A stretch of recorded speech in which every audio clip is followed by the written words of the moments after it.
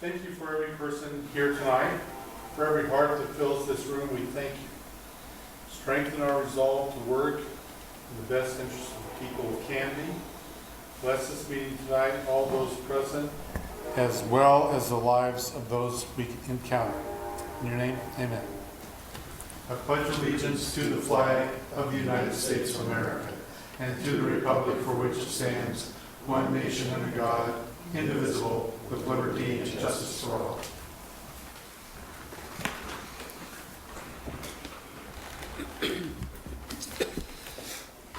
So I want to thank everybody for showing up and being in attendance this evening.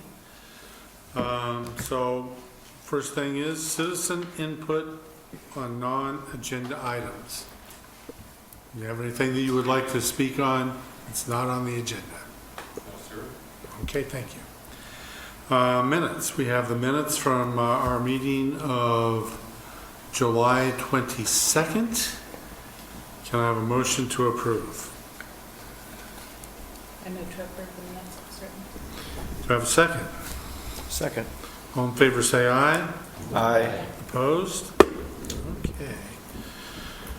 Sandy, do we have any new business that we should be paying particular attention to? Not right now. No. Not right No, now. you guys heard a lot last week. That's Yeah. about as new as it gets with the. Fresh off the press. Yeah. Yes. Okay. So, move on to the public hearing. And the first one is we will consider a minor land partition application. Applicant proposes to partition an existing 0.49 acre parcel, which is 21,344 square feet, located at 1225 South First Street, into two parcels of 11,966 square feet for parcel 1 and 8,542 square feet for parcel 2 respectively. That's MLP 19-02 Martin Clark. Matter presently before the hearing body requires a public hearing. All interested persons in attendance shall be heard on the matter. If you wish to testify on this matter, please fill out the public testimony card and give it to the recording secretary. At the appropriate time when your name is called, please step forward to the microphone, state your name, address, and interest in the matter. For longer presentations, proponents and opponents may buy time from one another. In so doing, those either in favor or opposed may allocate their time to a spokesperson who will represent the entire group. You may be limited by time for your presentation. Generally, the applicant will have a total of 15 minutes to speak. The proponents will be given 5 minutes each, the opponents will be given 5 minutes each, and those thought to be neutral on the matter will be given 5 minutes each. The applicant will then have 10 minutes for a rebuttal. All questions must be directed through the chair. Any evidence to be considered must be submitted to the hearing body for public access and to become a part of the record. All written testimony received both for and against prior to the hearing shall be summarized by staff and presented briefly to the hearing body during the staff report. Testimony and evidence must be directed toward the applicable review criteria contained as indicated in the staff report, the comprehensive plan, or the applicable land use regulations which the person believes to apply to the decision. Failure to raise an issue accompanied by statements or evidence sufficient to afford the decision maker and the parties an opportunity to respond to the issue may preclude appeal to the Land Use Board of Appeals based on that issue. Failure of the applicant to raise constitutional or other issues relating to the proposed conditions of the approval with sufficient specificity to allow the local government to respond to the issue may preclude an action for damages in circuit court. Everyone present is encouraged to testify, even if it is only to concur with previous testimony. At this time, I would ask that any member of the hearing body who has a conflict of interest to please indicate the nature and extent of the conflict and whether you intend to participate in or abstain from hearing the present matter. Okay, we're good. Also, if any member of the hearing body has had any ex parte contact with anyone prior to this hearing, including a visit to the site, please declare the nature and extent of such contact at this time. Okay. Does any member of the audience have any questions for any commissioner regarding conflict of interest or ex parte conflict? Okay. So the public hearing will be conducted as follows. First, Sandy will give the staff report, and if there are any questions by us, that will be done at that time. Then we will open the hearing to the public. The applicant will have not more than 15 minutes. Proponents will have not more than 5 minutes each. Opponents not more than 5 minutes each. And those thought to be neutral, not more than 5 minutes each. Then rebuttal by the applicant of not more than 10 minutes if necessary. At that time, I will close public testimony, and then we will have any more questions, discussion and deliberation by us. There will be no testimony unless specifically allowed by the chair. A decision shall be made by the hearing body at the close of the hearing, or the matter will be continued to a date certain in the future. This will be the only notice of that date you will receive. Do you have any questions? Okay, so let's proceed. Sandy. Thank you. Good evening, Mr. Chair, members of the commission. For the record, Sandy Freund, City of Canby Planning Division. This is a request by the applicant, Martin Clark, to, well, lady changed my slide on me. Got me all thrown off, sorry. It's case file MLP 19-02, and the property is at 1225 South First Street. There's the property. So the subject property is located at 1225 South Fir. It's zoned R1, which is low-density residential, and it is adjacent to R1 zoned properties, and they are all currently developed with single-family homes on them. And the subject property does contain one single-family residence, and there's a detached structure towards the rear of the property. The request is by Martin Clark of Martin Clark Construction, and he's here tonight, to partition this property into 2 parcels, thus creating a flag lot. As you can see on the overhead, the front parcel is parcel 1, the rear property, which would be created from this partition, would be parcel 2. He's also proposing a 20-foot wide private access easement for access to the parcel 2. I wanted to mention a discussion point here, and you'll see it in the staff report on page 7 of 57, as well as in the conditions of approval, starting on page 9. As proposed, the 20-foot private access easement is specifically required because the proposed driveway is going to exceed 100 feet in length. Therefore, the fire department requires a 20-foot wide access to get back there in case of an emergency. The existing parcel up front that has the home on it, let me go back to that slide, does contain, this would be the driveway right here. I don't know if you can see the cursor, the mouse arrow, for the property. The existing property does have a carport, however, and it is, with the eaves, going to be a little too close for a 20-foot wide driveway. So if you look on the staff report on page 7 of 57, staff has proposed several options for the applicant in this instance.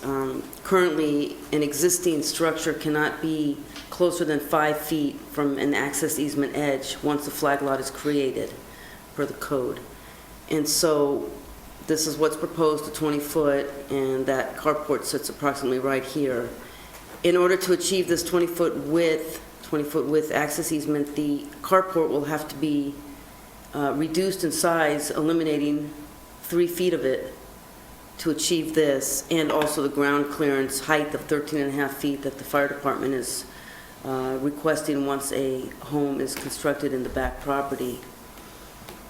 So staff set forth some options for the applicant to look at. In order to achieve the 20-foot wide, they'll have to lop off 3 feet of the carport, which may not be something that he wants to do. An option also would be to increase the size of parcel 2 so that it is 100 feet in length, the pole for the driveway access. And if he does that, then the access easement can be 12 feet minimum width. And the carport in existing and leaving it there won't become an issue. So that's been crafted as a condition of approval for the applicant to move forward as he chooses to design it. And the parcels 1 and 2 will still be in compliance with the R1 zoning district. Parcel 1, because it's existing, isn't beholden to the 10-foot maximum square foot lot size. It would be reduced a little bit, and parcel 2 would be increased. So I just want to bring that out so that you can look at that, or if you had any questions about that. Let me go to the next slide. So this application was reviewed with the applicable criteria and findings for minor partition. They're listed on the slide. They're also in your staff report on pages 5 through 8. And with that, based on the application submitted and the facts, findings, and conclusions of this report, staff does recommend approval of the minor land partition, MLP 19-02, subject to the conditions of approval. And before I conclude, I would like to mention the email I passed out. It's at your desk in front of you. It's only related because it's the property south of this site, and I just wanted to bring it up to show you.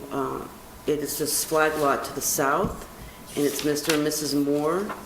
And he did send this email this morning concerned about his driveway width, which is only 10 feet wide, and has issue with the paramedics not being able to pull into the driveway on the occurrence that they've come to his house, but have to be out on the street. And he would like to make his driveway wider.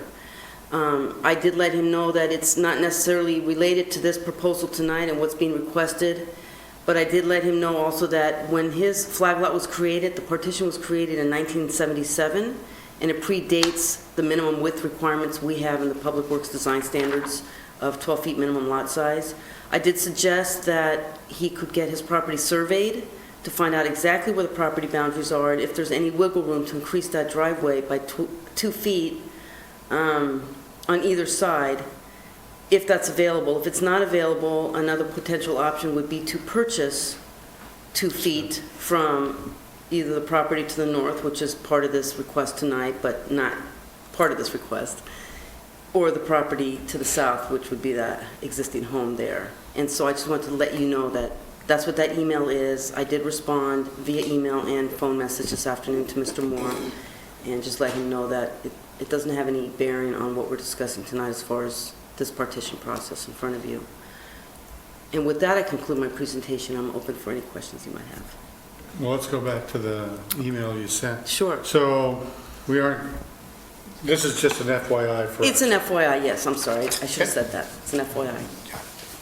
Okay. Any questions? Okay, can we hear from the applicant? Go step forward with your name and address, please.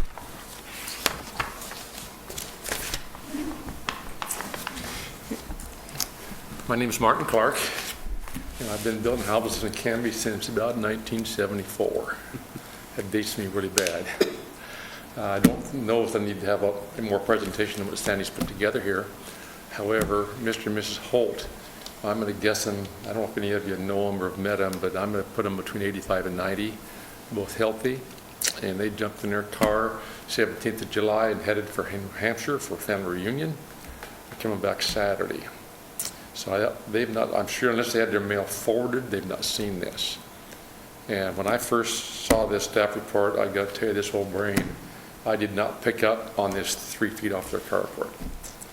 So I've got a feeling when I get home, we're going to have some discussion. I'm not trying to call them on the phone. I'm not going to upset them to drive home. Their age are very healthy, but still they're not young folks.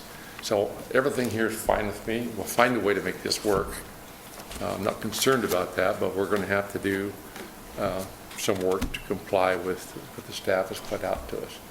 So they'll be home Saturday, and I'll probably wait till Monday before I contact them. And I'd like to see the rear lot be enlarged to say their carport. That'd be the best, least inconvenience for them. But again, I'll have a discussion with them, and we've got to come up with a solution for one of them.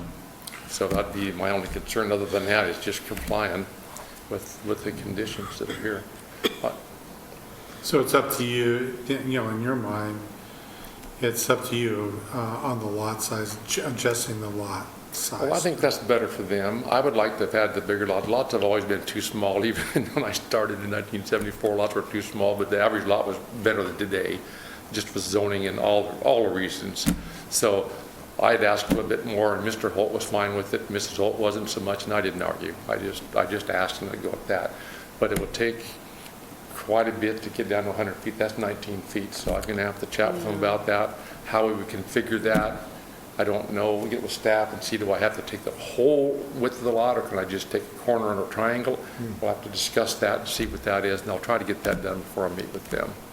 So, and if they don't mind taking off 3 feet, I guess we can do that, but that kind of shortens up their carport quite a bit. So I'd like to cause them no fuss if I can help. I like to please everybody. I don't want anybody upset. Life's too short for that. I got to tell you, I'm really impressed to start with the prayer and flag state. I had a hat on that tip it to you. I'm proud of you. Thank you for that. Thanks. Any questions? I'm wondering if we'd be better off either tabling it or continuing it until they can determine what to do with it. I was thinking the same thing, actually. I mean, I'm inclined to go with that, but I would like to have you come back in a couple of weeks and just say, hey, we worked it out, this is what it's going to look like. Well, I'd assume something like that's going to have to happen, yeah. Can we do that? Can we continue on so we can get the naysayers and give the 3 weeks that they have? We can't? Sure, we can propose a continuance if that's what you would like. Just because Sure. winter's coming, I'd sure like to get a foundation poured in there before the rain comes. And we're already tight on that, which is in timing with what we've got to do. But it's got to be addressed. Obviously can't be ignored. And I'm embarrassed that I didn't pick up on it quicker, but if I had, I couldn't have contacted them anyway. So any other thoughts? Is there, and I read through this today before I came here, is there any possibility of a variance on something like this? You can always apply for a variance. The criteria are really Sure. tight. There's probably, of the six have to be made, there's 2 that are extremely subjective, and they are based on hardship with the property, some unusual topography, slopes, Yeah. boulders in the way. This would be, I would find it difficult to reach the findings, but I'm not the decision makers. I don't know that I could recommend approval of a variance. You can make the decision to approve it. I don't think I could make the findings to recommend approval. What is the building that's there? Is it a metal carport, or is it stick framed, or do you know? It's a stick frame, Stick and frame. I haven't paid a lot of attention to it. It's a house that's got to be And it's the like eaves. 50 years old. Yeah. The eaves are 1.5 to 2 feet out, Right. and so that is almost all of the problem there, and then a little bit more, and so it would have to be cut back. Almost have to rebuild the carport. It'd be pretty hard just to chop off 3 feet. It doesn't work quite. It sounds Or good shorten on the paper. driveway to 100 feet, and then I'll have to worry about the 20-foot. Well, they'd have to Yeah. pay for engineering and all that stuff to Well, do that, right? Yeah. it won't be pleasant for them to understand, so Yeah. I said that'd be a whole lot easier if I can just convince them and work with how we can reconfigure that. It's not gonna hurt them. They still have 100 and, oh goodness, we can, the amount 119 feet of back, of lot totally, so if we take a little bit off that, they still have a nice sized yard. And I've even thought in my brain, and I'm just thinking out loud, that if they will deed more to that, give them a life estate easement to still use their backyard, even though they've sold the property to me. Something just for their own comfort living there type thing. So to me, sit down and talk this stuff out and find a way to make it work. And of course, if they just say we're not going to sell the property, I'm not going to fight them. Life's too short. So We could approve this with the condition that Mr. Clark comes back at a date certain and gives us an update with how Sure. it went with And I'd hope that we do that at the next meeting, which should be able to, if them, unless some delays them coming home, but they told me they'll be back on the 17th of August. I think that's Saturday, so I will get with them first of the week, and shouldn't be any hardship there to get on your next meeting. Does that satisfy you? I don't think we should approve it until they've come back, because then it's a partition, and if they can't build it, then they've partitioned a piece of property that does need to be partitioned. I think you would have to leave the record open. Yeah, I I'm think, not sure, our attorney's not here, but I've not seen an approval or a decision, and then somebody comes back to report on something that was already approved, because we also have the appeal period that starts once the notice of decision goes out. So you can either approve it with conditions tonight, and then Mr. Clark has the opportunity to work with the property owners with the condition, with one of those options. They'll get one way or the other, or continue it to date and time certain to hear back from him and then make your decision. What would you like to see, sir? I'd like Mr. Chairman's recommendation that we can approve it with conditions, because I've got to be met either way, but at least the time frame is not going to hold me up and getting too bad in the winter before I get a foundation for it. That's my only concern, is trying to take care of the house on that respect. So I'd appreciate it if they could approve with conditions, fully understanding if the conditions aren't met, then obviously it's not going to work. So I'll be optimistic. Jeff? I'm just concerned about, your concern for timing is, Sharon, are we going to be able to meet with him in 2 weeks, or is he going to give up a month on this? By continuing this and leaving the record open, you're going to go develop something, but you're not going to get what you need to proceed until after the next meeting. Correct. Where if we gave you an approval on these conditions, you could move. Correct, and at least we So can, for timing, your timing would be better if you were comfortable, if you could live with an approval with these conditions. Then you'd have to meet with your client, come up with something, and you could go Correct. as soon as possible. The alternative that's being suggested is we leave the record open. When we can get back together again, then we can come to an agreement, and then you can go. And you might have given up at least 2 weeks, maybe more. So it's food for thought there in terms of, what do you think is possible and what can you live with? well, just to give it better for me, if we can get this 3 weeks out, if I understand it, to wait for people for rebuttal, the public, because that's kind of dead time anyway, isn't it, Sandy? I mean, I can't really do So the anything next- until that time Right, goes. so the next meeting of the Plan Commission would be August 26th. So if we continued it until then, that's another 2 weeks, which in that time frame gives you a chance to speak to the Holts about the situation. Speaking to them isn't going to change the issue. No. You have the condition and you have the options. You can go one way or the other, and that will depend on what their decision is. Correct. So you have to decide if it behooves you to request a continuance or get the decision tonight and then just move forward with the option that they're going to have either way. I'd prefer the approval tonight and then work with them coming back in a couple weeks. Again, I'm thinking optimistic, just knowing the people, they want the money for the property. And so it's not going to really hurt their standard of living, what we're trying to propose, especially if I can get the lot bigger and then their hard part stays the same. But I do have to talk with them. I can't speak for them until we sit down and meet. So that'd be my choice, but I'm going to live with whatever you guys say. Andre, do you have a thought on this? I'm thinking that if we approve it, going either way, and then we can talk to the homeowners and figure out which way they want to go, assuming that one of the two options work. And then gives them, more time to construct and driveway there. Ryan, you have some thoughts on this? Is there any other way but these two options that have been proposed? No. All right. I just don't want to see you guys get your hands tied, but I get the timing issue. So, this is kind of a weird situation, but I'd almost defer to you for whether or not you want an approval on this tonight. Larry? Yeah, I think we need to approve it with the conditions that the city staff laid out. He's going to have to meet them, one of the three, one way or the other. And I know he will do that somehow. So I'm for approving it tonight with the conditions set up by the city staff. I think we should continue it. Jeff? I think that staff has laid out, done some good work here. I think the applicant is comfortable with what the options the staff has laid out. So I'd be supporting approval now. So I will entertain a motion for approval of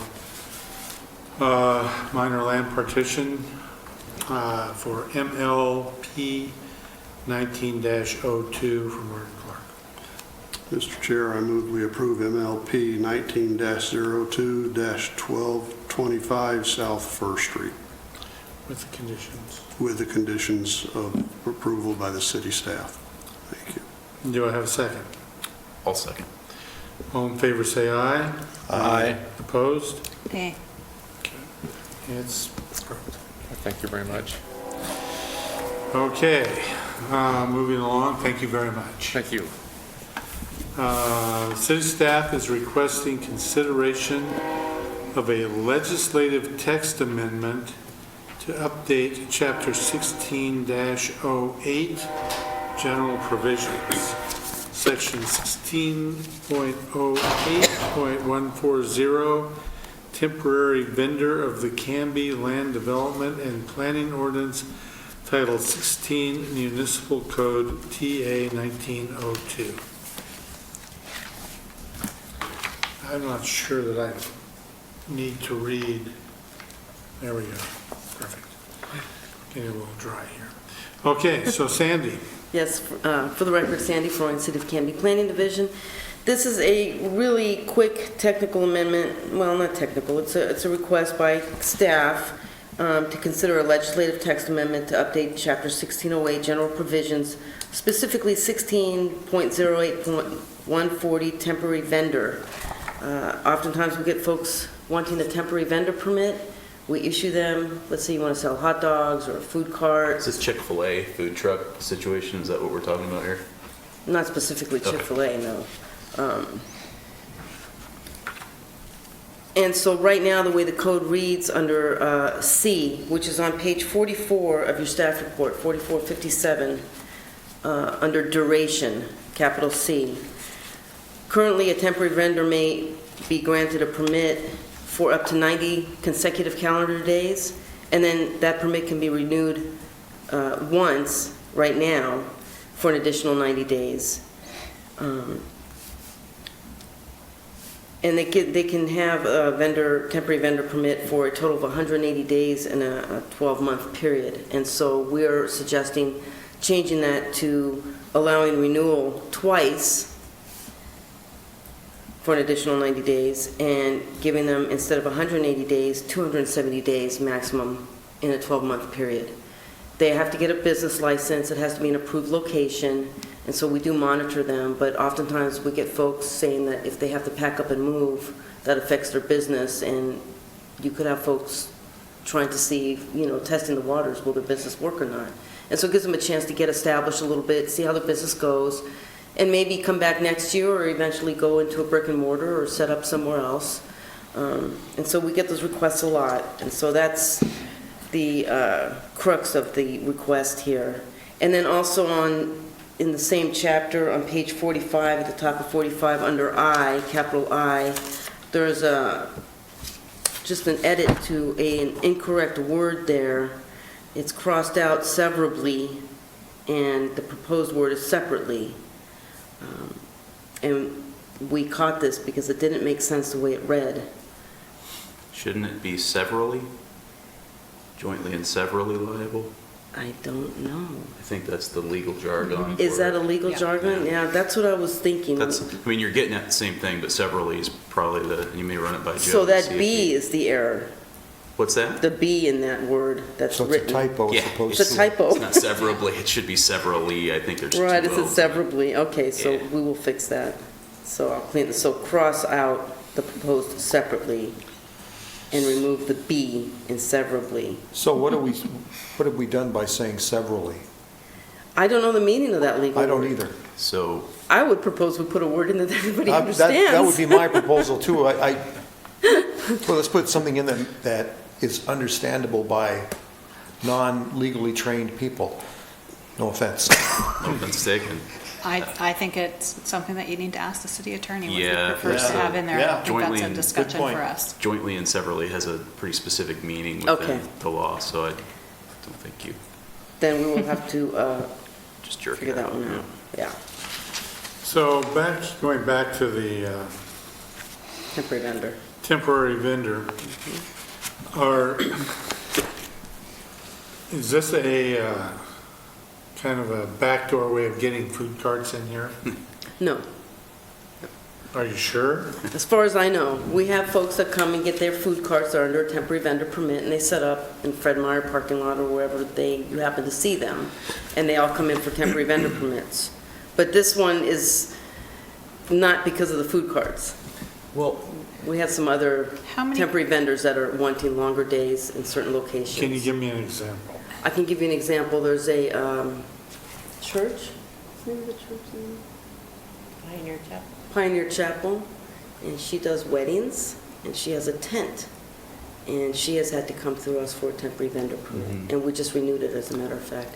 I also have a gentleman who has, they're not tough sheds, but they're outdoor storage sheds that have been set up at First and Elm. It's a very oddly shaped, long property with a business at the very end that does truck sales and rentals and repair, I believe. And he is also under a temporary vendor permit, Lock Buildings, LOCKE.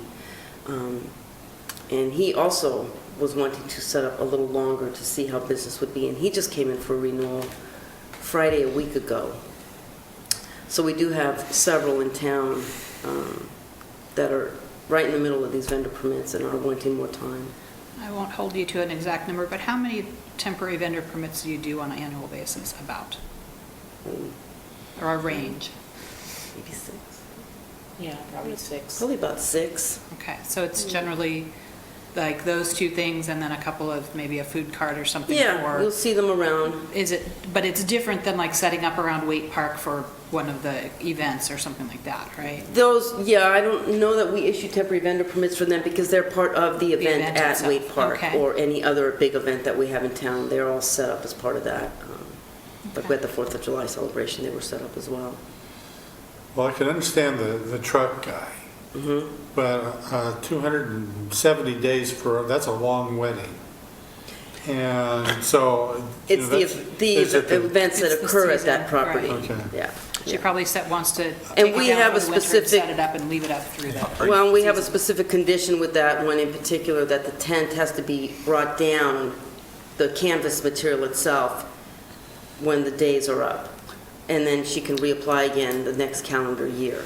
Is there one on the temporary structure that's at the church Right over here? here? I've not found one. Okay, I was curious. Yeah. I don't want to be out of order.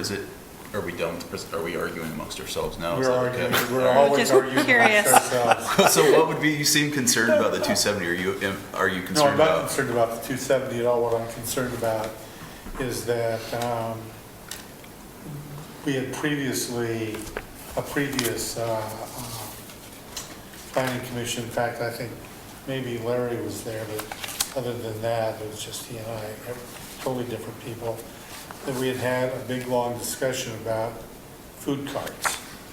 And we emphatically declared that we didn't want to go through the issue, didn't want really food carts. Just because of the taxation side of it? or- No, there were several. The reasoning is that it was, here you have places like the Backstop, the Hare, any of the brick and mortar Sure. buildings that have gone through the process of business licenses, permitting, all the sanitation things to go with it. They're required to have bathrooms. So disparate treatment, basically. Yeah, exactly. And we didn't think that food carts were fair. Is what it essentially came down to. And I don't know if anybody here other than myself spends any time in downtown Portland. Little as possible. Yeah, well, that's where my office is.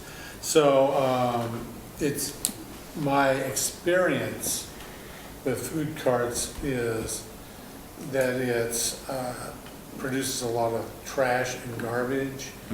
I mean, it's just, I don't, that's just my personal opinion, but So you're concerned with this because you think it's a backdoor into getting Yes, food I do. carts? Okay.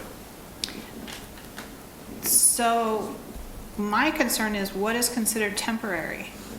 270 days doesn't sound very temporary to me. Well, they're temporary 90 days, then they have to come Right. back for renewal. And so we do have conditions applied to those permits, and so if there's a problem, they don't get a renewal. Okay. So basically, How temporary is temporary, I Right. understand. It's, yeah, you're giving them an extra 90 days is what you're doing. basically.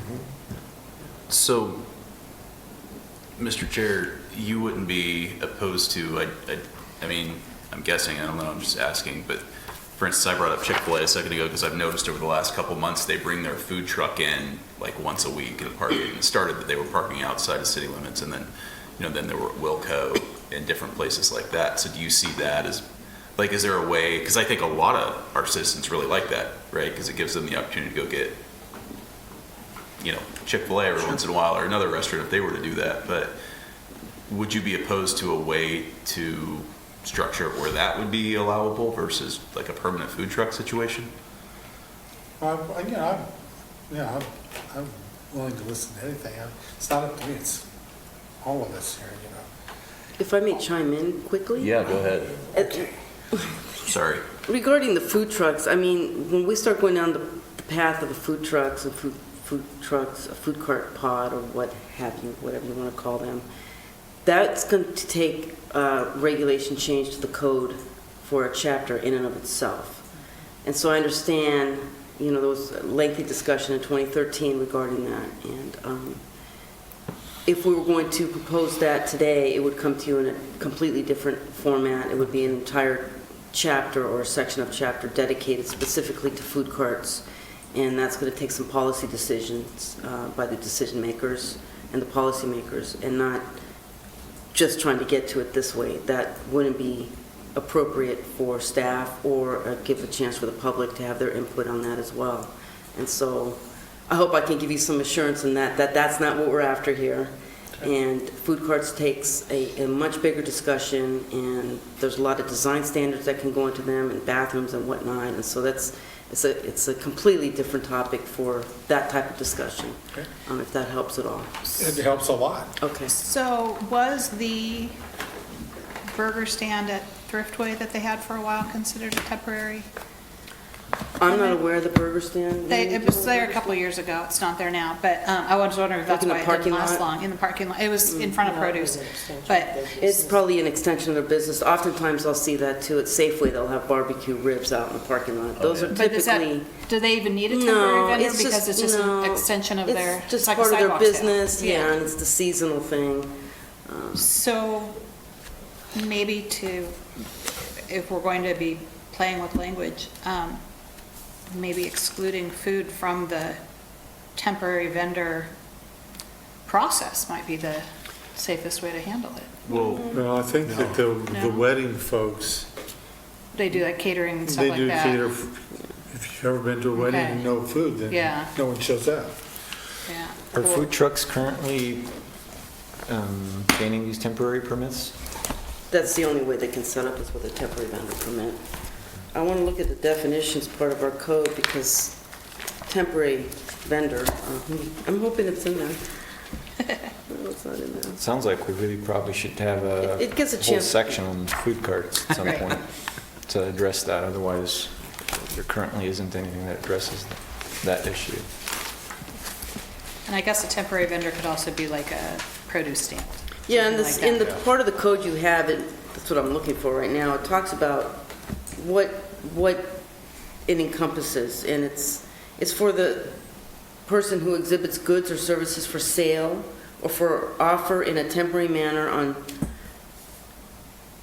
private property from a vehicle, trailer, tent, canopy, shipping container, or other temporary structure, or from one's person, somebody walking around selling cigarettes, let's say, or displayed on the ground or off the ground, shall first obtain permit approval in compliance with this section of the code. And there are some exemptions listed under 1608.140A. Which all makes sense. Yeah, so, Delivery of goods, less than Engaged in 2 hours, take a look things at like that. that, garage sales. So And that's- what does the farmer's market come under? I mean, because they sell produce there as well. Yeah, it's an event. It's an event. Yeah, it just goes on during the Right. summer at that location. Theoretically, a food truck could come in here, they just can't stay for more than 2 hours during any 24-hour period. Right. Or if they want to stay in that one spot, then they have to get the temporary vendor permit, and we monitor it, and if there's any issues whatsoever, they don't get renewal. Jeff, you have any thoughts on this? I guess I'm very wary of trying to put restrictions on things like food and food trucks over and above what we already have. And I guess I'm in favor of providing the additional extension. And I'm curious what you come up with for language, severably or whatever it is versus separately versus whatever. So severally, I guess that's the So correct. what we'll do is, we'll bring the text amendment to the city council next with your recommendation, and you can recommend that we come up with simpler wording to reference this legality in there, or not change it at all and leave it in error, if that, So it means, I would say approve it with the city attorney's. yes, no, input. absolutely, I would already say made a that- note. That way it doesn't have to come back to us Right. for that part. Or we could just remove that amendment completely from this text amendment, that edit, rather. Just leave it. well, probably shouldn't say severably, but Yeah. So jointly and severally. Should we listen to Severally. Severally. S-E-V-E-R-A-L-L-Y. Chop something off. yeah, that's how it Yeah. should be. Legal phrase that means two or more persons are fully responsible Yeah. equally for the liability. Yeah. Okay. That's Google. I will still check with our city attorney. Any more thoughts? I'd be good with that. Any more thoughts on the temporary vendor issue? So if we do give them the extra 90 days, every 90 days they have to come and put in for an extension, right? They put in for a renewal, we charge an additional fee. I believe it's $50, So really it's just and it's within a 12-month. another 3-month extension of what they've already Yeah. have to do. Unless they caused a problem, Right, then they won't get their renewal. yeah. I think it's okay. Okay, I'll entertain a motion to approve the legislative text amendment to Chapter 16.08, Section 16.08.140, temporary vendor of the Canby Land Development and Planning Ordinance, Title 16, Canby Municipal Code, TA 19-02.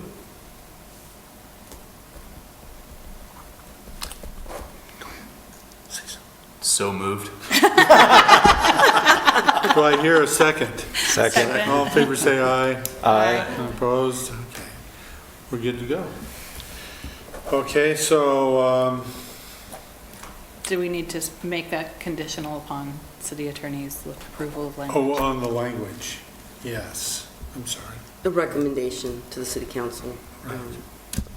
Yeah. That staff check with city Yeah. attorney and I'm sorry, But it doesn't have to come back to us. right. just a good thing. Okay, so final decisions.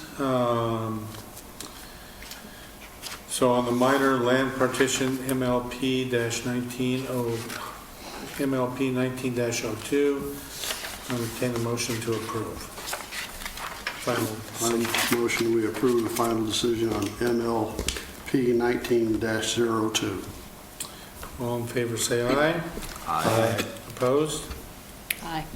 Okay. Next, we have the legislative text amendment, final decision, Chapter 16.08, general provisions, temporary vendor of the Canby Land Development and Planning Ordinance, Title 16, TA 1902. I'll entertain a motion to approve that with the change in language. I move that it be approved with the change in language, subject to approval by city attorney for the edit. Second. All in favor, say aye. Aye. Opposed? Okay. So, Sandy, Yes, sir. items of interest from you. No, I have a lot. No, you cannot get a big screen TV for your office. And no, you cannot get a Porsche Turbo Carrera. So that's off the table. Not even a used one? Not even a used one. You want No me? beer fridge either. Maybe if she's No been items here a of year or interest so. right now. Oh, let's see, yes, we do, I'm sorry. Thank you, Lainey. So the next regularly scheduled meeting at August 26th, we'll have a new cell tower conditional use permit that Ryan will be bringing forward. And the housing needs assessment. So you went to the workshop last week, I believe it was? So last week already, the 6th? Yep. The joint work session with the city council on housing needs analysis and buildable lands needs. And so that's going to be before you as a public hearing item. And then move that forward to city council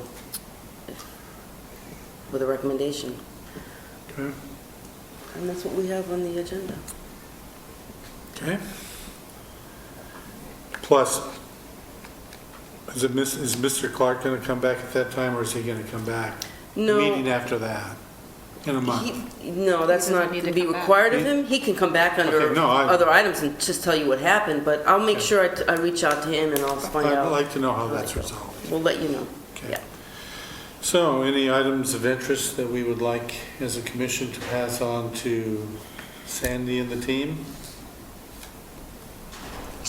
What do you think about House Bill 2001, Sandy? Oh, I think it's very interesting. And 003 as well. That's a good answer. It's going to be a lot of work in the next few years to see how we're going to deal with that. Well, the city attorney has already assured me that I will not be going to jail if I stand against HB 2001. So, You know, in the end, in my personal opinion, not personal, professional opinion, if it's written in the codes that we allow or permit something, okay, that's one part of it, but there's two sides of that coin. If you permit something, it has to pencil out, engineering-wise, infrastructure-wise, traffic-wise, for it to become a reality. Not that that gives anybody a good, warm, cozy feeling, but there's another side of that whole component, and it's going to be very interesting to see what happens with it.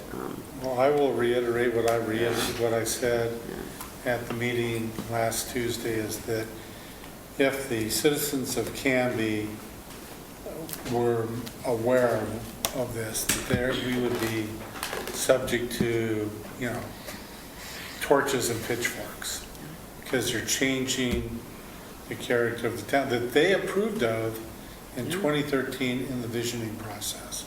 And there was a lot of pushback at the legislature and a lot of discussion when this first came out. Just in the planning world, if you would have seen the emails, they would have blown up computers. They were flying around all over the place. So it's a real touchy one, there's no doubt. It's very touchy, and it's going to be interesting to see how it plays out. Well, I'm sorry. I was just, Mr. Chair, I was just going to relate what I had told you earlier about my experience in a previous position where we developed a code over a period of about 4 years, very similar to House Bill 2001 in the city of Eugene at city council direction. And we attempted to implement it, and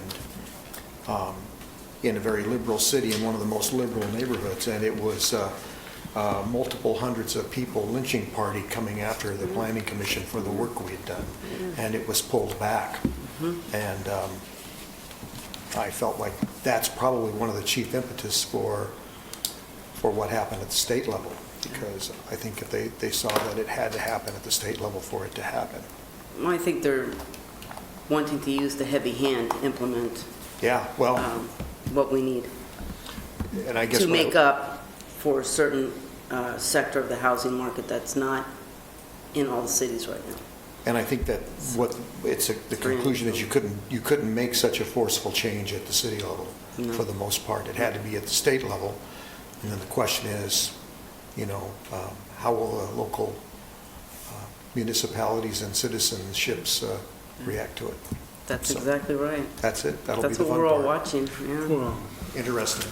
it is. I find it reprehensible myself.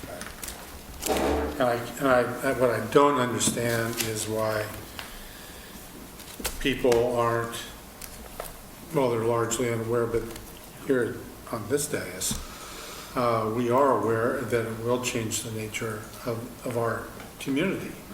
And we've worked really hard to build the community that we're in, and to have somebody in southeast or northwest Portland, because that's where all the bulk of that comes from,